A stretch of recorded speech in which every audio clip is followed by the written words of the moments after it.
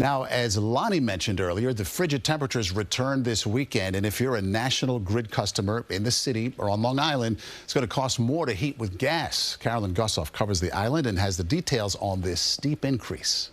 Turning up the gas will cost you more this winter, and Lauren Kruger of Merrick says it's hard to manage.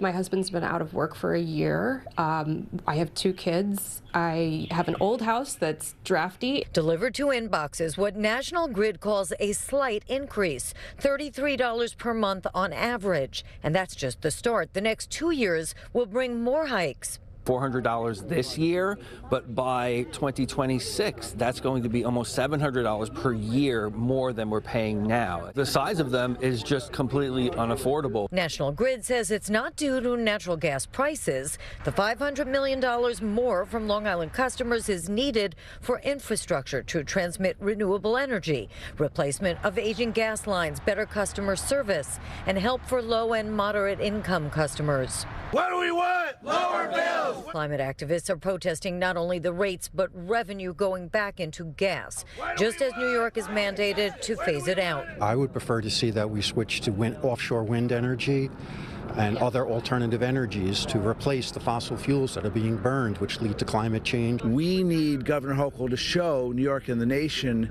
that we can take on the greedy fossil fuel corporations that are driving up our energy bills and reaping record profits. They want the governor's budget to include the New York Heat Act, which would relieve ratepayers of the cost of every new gas hookup and set an income cap on energy bills. National Grid says it's committed to building a stronger, smarter, cleaner energy system. The increases were approved by the Public Service Commission after public hearings for Long Island and New York City National Grid customers.